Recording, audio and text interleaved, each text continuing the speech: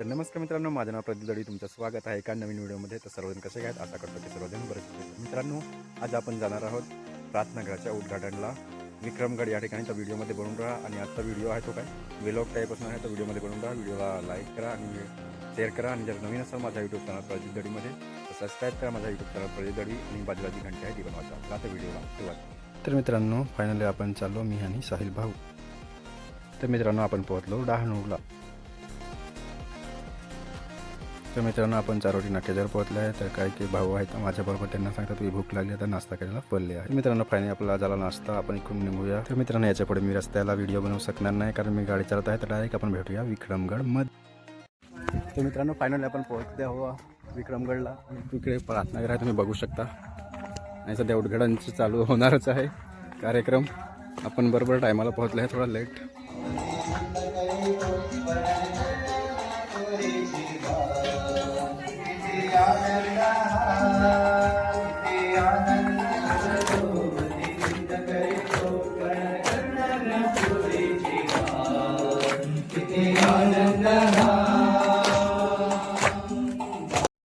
त्यांनी तामिळमध्येच प्रार्थना करणार. आपण सर्वजण प्रार्थना करूया.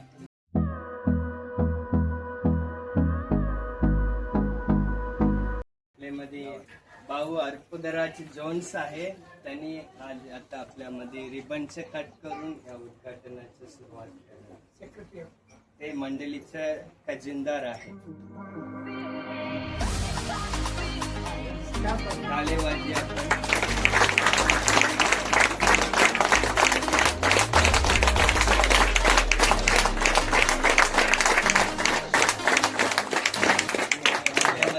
भाऊ अँड्रो आहे मुंबईचा. त्यांनी ते क्लबचे उघड करणार आहे. आपण मग आत प्रवेश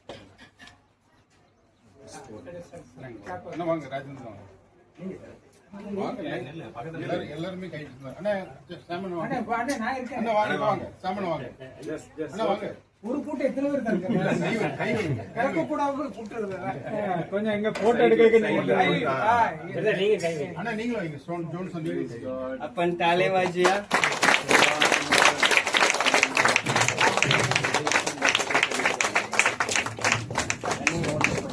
आणि आपल्यामध्ये आपण पार्टी ठेवलेले आहे, त्याचं पण आपण उद्घाटन करणार. त्यामध्ये आपल्यामध्ये बाबू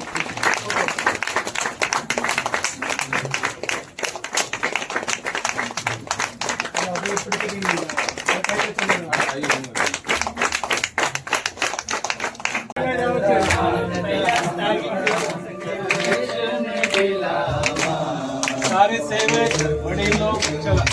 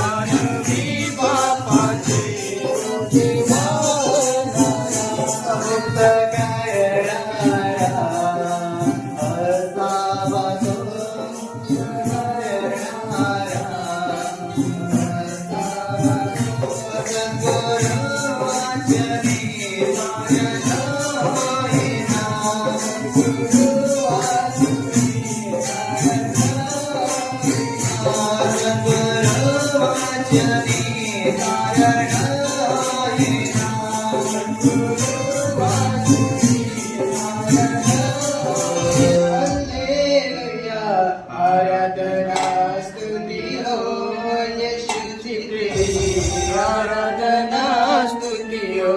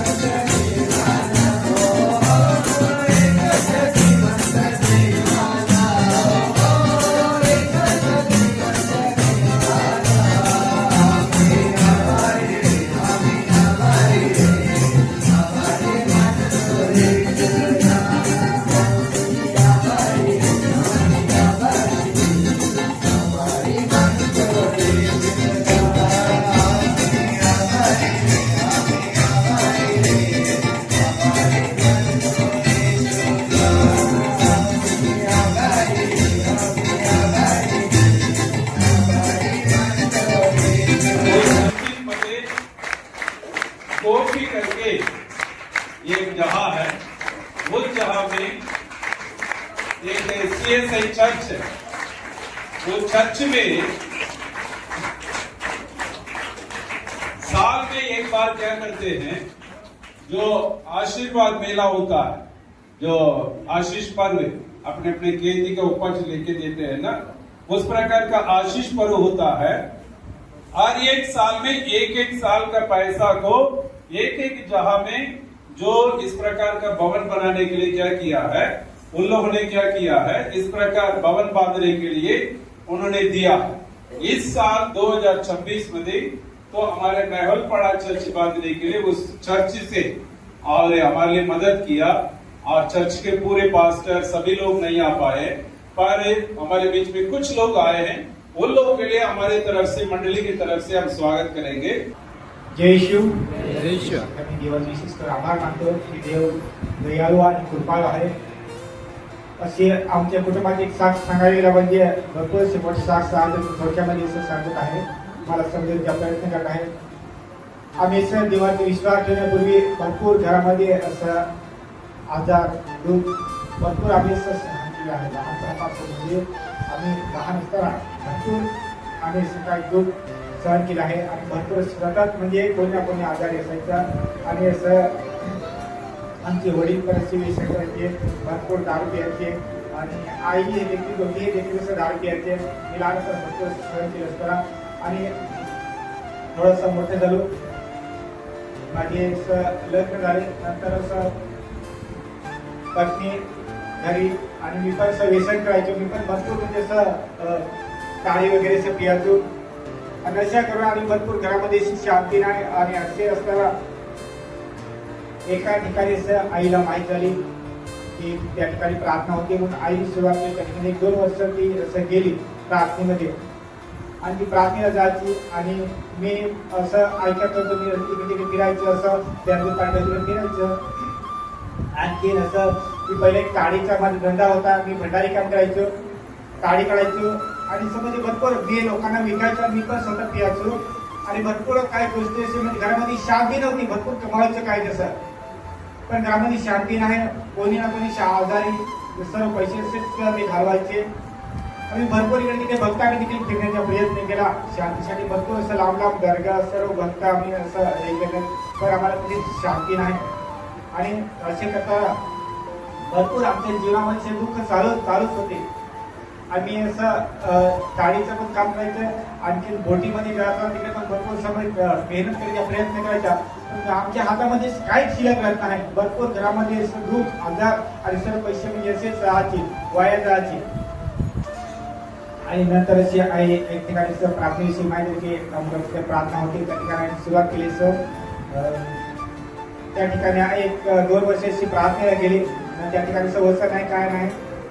आणि नंतर ती मला अशी आग्रह करायला की तुम्ही पण या, सर्व आम्ही कुटुंब गेले तर बरे होईल असं, म्हणजे आम्ही नंतर मग सुरुवात केली। मी पण त्या ठिकाणी असं 1 वर्ष असं गेलो आणि त्या ठिकाणी नंतर असं जाता जाता असं एक ठिकाणी नडगेपणा ठिकाणी सुरुवात देवाची आली, वचन आलं आणि नंतर मला समाज चांगल्या प्रकारे वचन शिकवतात, मी देखील सुरुवात केली।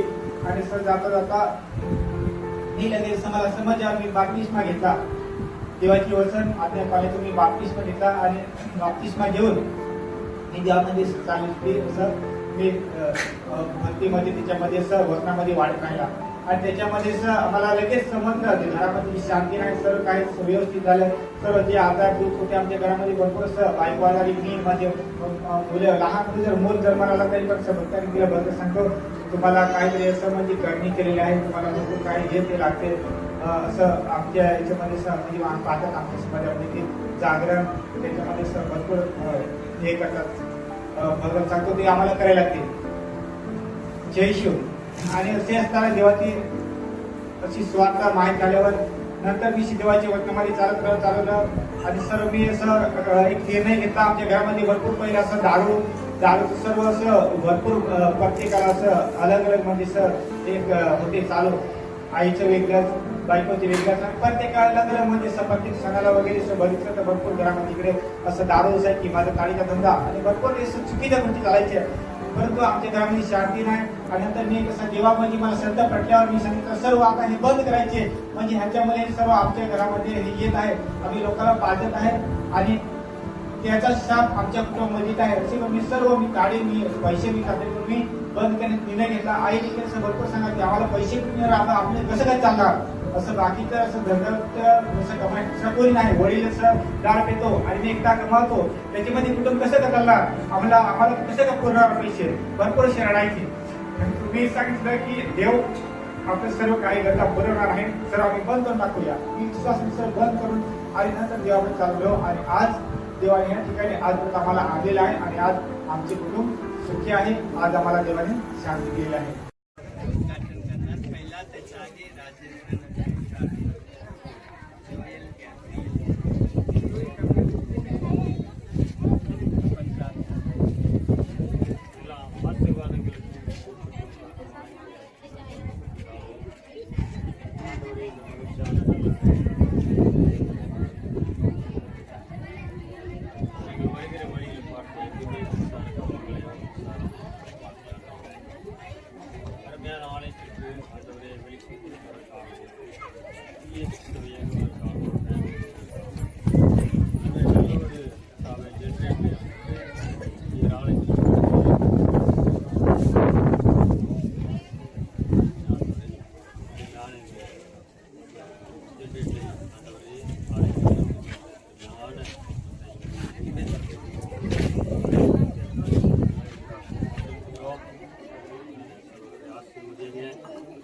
எல்லா வேலையிலும் தன்னுடைய ஆசீர்வாதம் குடும்பத்தை ஆசீர்வதிக்க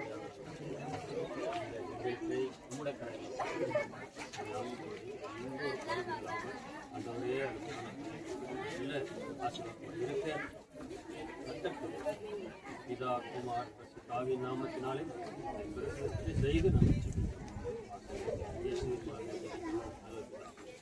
ஆமென்.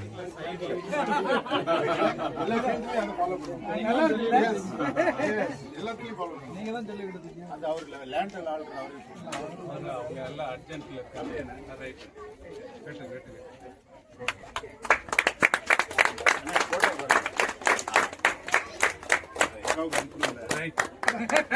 இது அவங்க பக்கத்துல ஒரு ஆள் நரஞ்ச முடியாது இருக்காரு. நம்ம பங்காளி தான்